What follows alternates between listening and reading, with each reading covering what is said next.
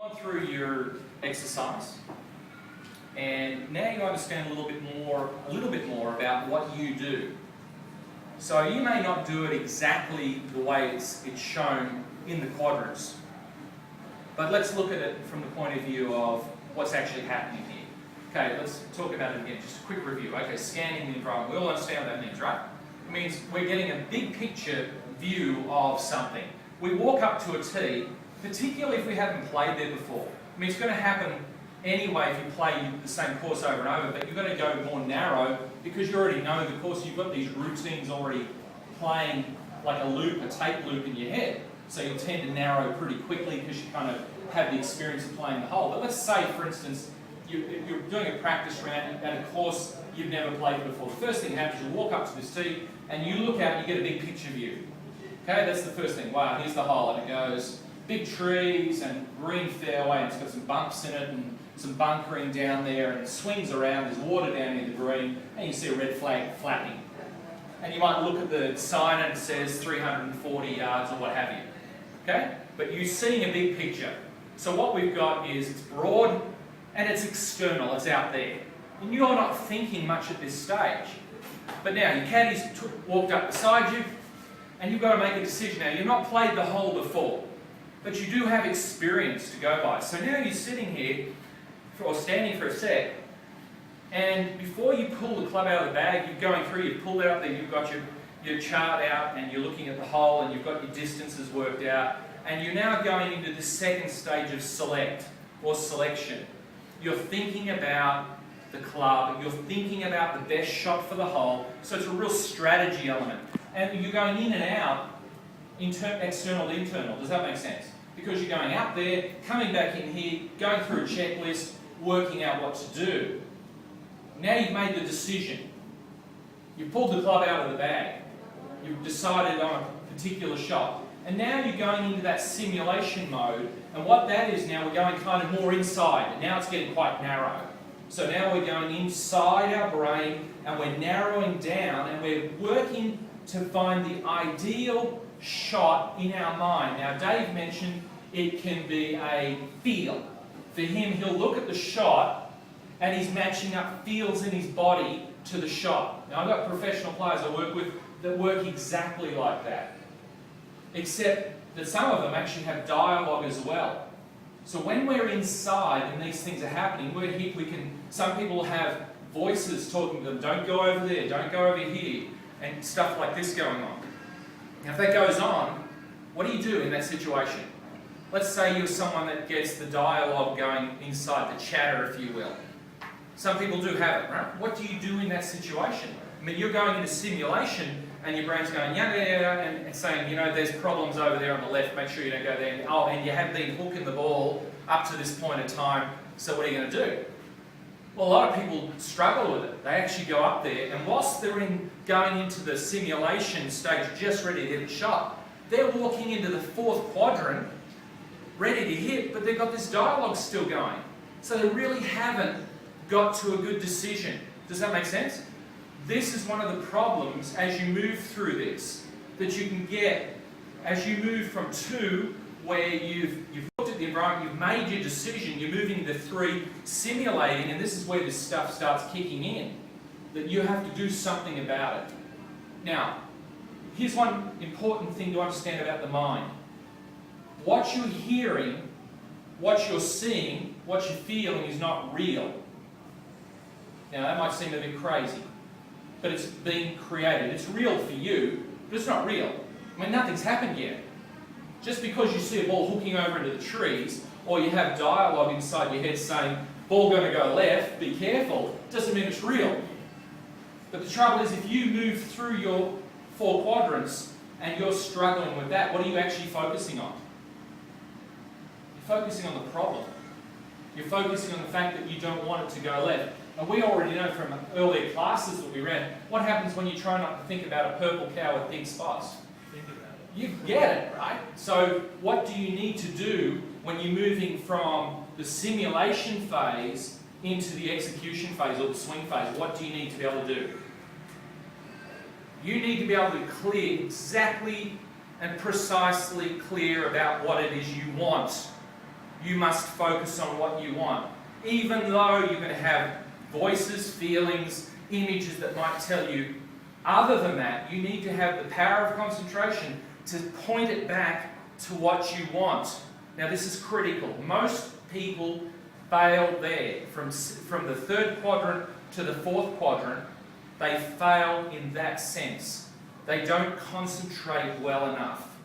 Now we're only talking seconds here, but stuff gets in there. They're fearful of the shot going left, or they feel tight over the ball, or whatever it happens to be. Here is where you've got to understand one simple thing. Focus on what you want, not what you don't want. Now I know that might seem simplistic, and it might seem like, yeah, right, sure. Try telling me that when I'm hooking every tee shot. But you need to do that. Otherwise, what's going to happen? You'll just keep hitting the ball the same way. Now this is why on the PGA Tour they have a Bounceback Step, which essentially says that someone can have a problem hole, and on the very next hole they can clear it up and actually have a much better result. It could be going from bogey to birdie or double bogey to birdie, right? So having this ability to let go and go, yeah, okay, that dialogue can come in. I've had pros that say to me, Laurie, I'm standing over the shot, I'm going to hit it, and it's saying, don't go left, don't go left. What do? I go, you can just acknowledge, say, yes, it went left. And I will say this time, talk to yourself and say this. That's a very good strategy. Hitting the ball up into the left trees, that's an interesting strategy. But I've got a better one. And then you dialogue it out of there and talk about what you actually want. What I'm actually going to do here is I'm going to hit a little fade down the left. I'm going to hit down the left side and fade it towards that bunker on the right. So for a dialogue, as someone who's dialoguing, you talk yourself into the shot. For a visualizer, someone who visually sees it, you've got to see the shot the way you want. And for a feeler, you've got to stand behind the ball and you've got to match up the correct feel to get it right. Now let's say you can't. Let's say you're standing there and you just can't get the right feel. What are you going to do? Well, you're going to do it still. You're going to push yourself towards that. You're not going to get beaten by this. You're going to realise that you have control. This doesn't have control of you. This is in your imagination. And if it's in your imagination, it can be changed. Now I want you to remember that. This is a key distinction here with this lesson. It's in your imagination.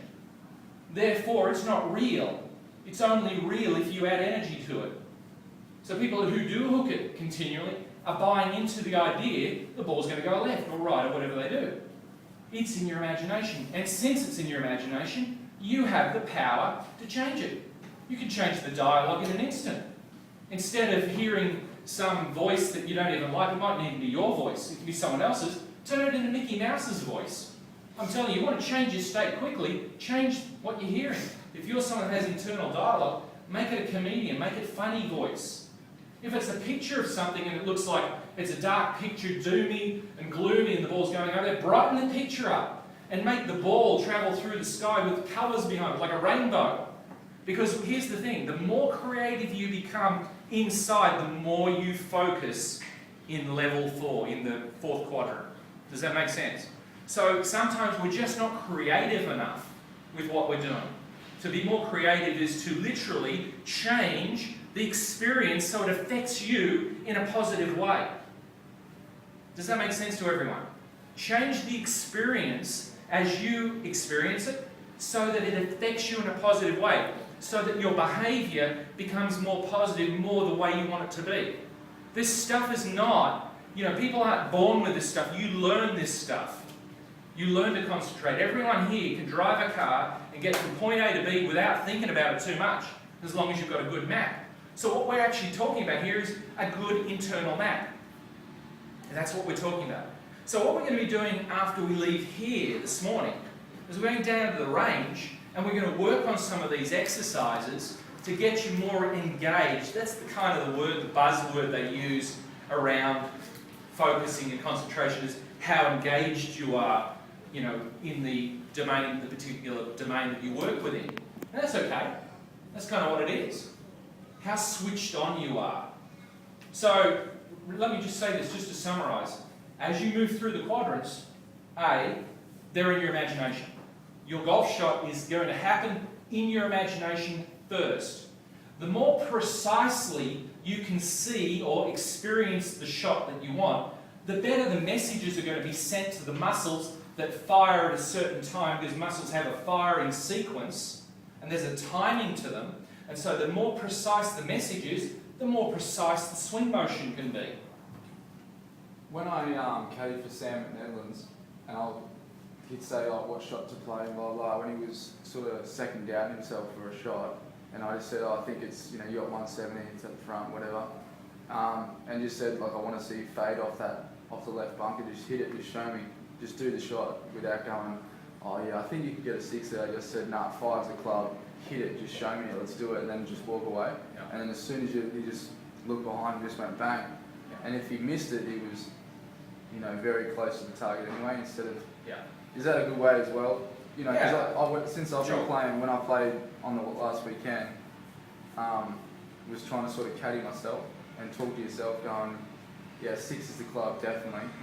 Just show me the shot, Dave, come on, let's do it. And they look at you and you just look a bit weird, but you sort of got to have a caddy to yourself and say, because you see them on TV, they say, show me the shot, come on, let's do it, let's hit it at that with a fade, and it sort of gets you straight engaged to nothing else but that shot there with no danger or anything like that as well.